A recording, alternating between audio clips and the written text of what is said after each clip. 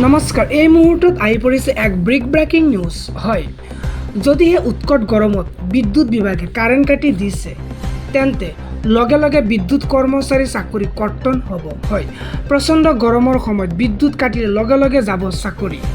এই সিদ্ধান্ত চৰকাৰে গ্ৰহণ কৰাৰ লগে লগে সাম্প্ৰতিক বিষয়টোক লৈ চৰ্চা আৰম্ভ হৈছে। Breaking news. বিদ্যুৎ বিভাগৰ কৰ্মচাৰীক সকিয়াই দিলে চৰকাৰে। হয়, বিদ্যুৎ যোগানত হেমাহি কৰাৰ বাবে নিলম্বিত কৰা হ'ল বিষয়া ৰাহুলক।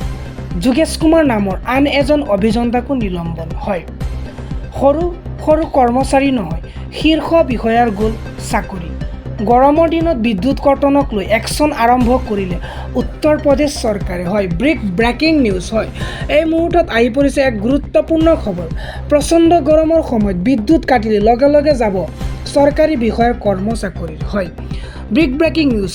এই সিদ্ধান্ত চৰকাৰে গ্ৰহণ কৰাৰ লগে লগে সাম্প্ৰতিক বিষয়টোক লৈ চৰ্চা আৰম্ভ হৈছে। হয়, যদিহে আপোনাৰ অঞ্চলত কাৰেণ্ট নাই বা কাৰেণ্ট কাটি থৈছে, তেন্তে আপুনি অতি সোনকালে আপোনাৰ অভিযোগ দিব পাৰিব আৰু অভিযোগ দিয়াৰ লগে লগে চৰকাৰে একশ্যন আৰম্ভ হ'ব।